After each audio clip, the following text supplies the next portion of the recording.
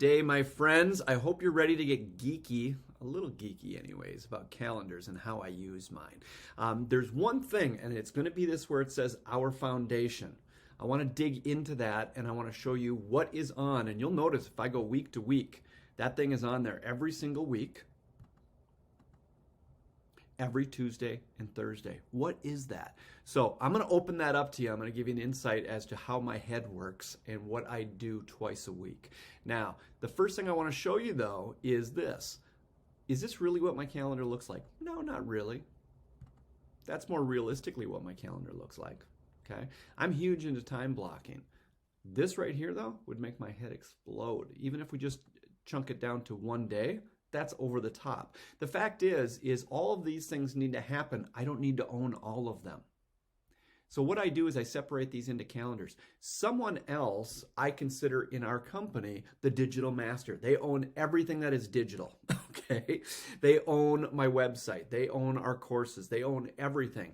I don't need that on my day-to-day calendar. That's what they own. So I take that off. Then from there, a lot of times we're talking about what happens on a day-to-day basis from a TC or listing manager perspective. I don't need to own that because I'm not in that side of the business every single day. So let's get rid of that. That's all that's left. So what's left is going to be 5 coaching calls and then our foundation. And that's what I want to dig in today is our foundation. Twice a week. And I'm religious about this. This is important to me because these are my foundation. So what is our foundation? I would recommend figure out what your foundational principles are and figure out what your foundational quotes are and your foundational statements that motivate and speak to your soul, that help you to be the better version of you. These are the things that help me to be the better version of me. So what are those? What it is every Tuesday and Thursday, I dig deep into this. So not only put this on your calendar, but make sure that you get into the description of the calendar. And if it takes you a whole book to describe what some of your key principles are, I would say simplify it. What is digestible that you could look at every day or at least a couple times a week and really dive into it? So I'm going to share mine with you today. First of all, key principles. Everything we do is informed by peace, contentment, joy, gratitude, and compassion. That's not negotiable to me. That's in who I am sometimes is who I am all the time. Who I am sometimes is who I am all the time. That principle right there exists for me in my personal life and in my professional life. Everybody I interact with, everybody I serve, everything I do needs to be informed with whether it provides and creates peace, contentment, joy, gratitude, and compassion for both myself and anybody I interact with. That could be someone I serve in business. That could be someone in my family, and it could be the person that I'm grabbing a cup of coffee from at the coffee shop. That's a non-negotiable principle to me. Next one. Our goal is to bring as much real value as possible for as little money as possible. That's a huge part of my 2021 goal. I had some of that principle for 2020 for the company. I'm taking that to a whole nother level in 2021, and it's for a very purposeful reason that I won't go into here. But the fact is I want to see how much value I can bring in 2021 with charging as little money as possible. I won't dive into that right now, but the fact is that's a driving principle for me. That is a driving principle for me. Everything we do needs to be scalable, duplicatable, freakishly predictable, efficient, and effective. None of those are negotiable to me in anything I build in my business and anything that I would suggest to anybody else building in their business. Then the next thing is the 10 scrolls and the 4 agreements are foundational concepts to us in all that we do. Now, you notice in here, I keep saying us or I'm referring to the company. I take these same foundational principles and what I would do is I would edit this and I invite anybody I'm associated with in the company, I invite them onto this calendar invite. So this ends up on their calendar too. Okay. So that's letting them know where is my head. Okay. We talk about having a mission, vision, value statement, all this other kind of stuff. Give me a break. Most of the companies I talk to, if we talk about their mission, vision, value, all that kind of stuff, and I ask for it, they could be all sitting around a conference table, and it's not until someone has the guts to speak up, because they usually are real quiet, someone will say, do you know where we keep that? Give me a break. If this isn't practical and you're not seeing it and it's in your face all the time, I don't think most of our mission, vision, values hold any real water. I don't think they speak to our soul and they inform everything that we do all day, every day. So I put them right on my calendar. These are, you can call it mission, vision, value. Mine is all about being practical and what are my principles that I work off of every single day. So then I remind myself, what are some quotes? Now, anytime it says DB, those are things that they're just quotes of me. What are things that came out of my mouth that I want to make sure I can live by those things? So many wins are huge. That's not a small statement for me. That's literally who I am and how I think every single day. And I'm looking for those 3 many wins every single day. I go deep in that one. You know I can. Who I am sometimes, who I am all the time. Non-negotiable to me. Next one. Be present isn't a goal. Being present isn't a goal. It's a reward. What's a reward of? It's a reward of a freakishly deep-rooted gratitude practice. I can go real deep in that one as well. But a lot of people say, I want to be more present. Being more present isn't the goal. Having an amazing gratitude practice is the goal. The reward of an amazing gratitude practice is you become more present. I can go obviously real deep on that one as well. Okay, we can go into something nervous or curious. Choose curiosity. This quote sets the standard for me, this next one. And this is not a David Breckheimer quote, but it is, be such a man and live such a life that if every man were such as you and every life like yours, the earth would be a God's paradise. Ugh, that standard is so high, it scares me. I mean that. I mean that with all my heart. That standard is so high, it scares me. Do you have any goals and any principles that are so high that they actually scare and intimidate you? That's what I'm trying to live up to. Weak is he who permits his thoughts to control his actions. Strong is he who forces his actions to control his thoughts. Again, another one I can go on for half an hour. But mental health and mindset are huge to me. I am self-aware of them almost all day, every day, and it reminds me that I cannot just allow my feelings and my thoughts to control the actions that I take. I need to take the actions that are right, and that will help determine my thoughts. They'll have a huge impact on my thoughts. There are 2 scripture verses that mean a lot to me. Philippians 4:11 through 13 and James 1:2 through 8. I'll let you look those up. But you'll notice in Philippians what most people find in Philippians, in that verse, those verses I should say, is different than what I find. He talks about that he has found and has peace and contentment. That is what I'm looking for. It's one of my number 1 goals in life. But the main thing is what really motivates me.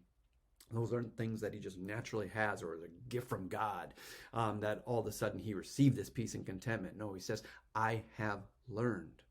Wait a minute, you're telling me that's a learnable skill? That changed my life. It wasn't something supernatural that he got peace and contentment. He says, I have learned how.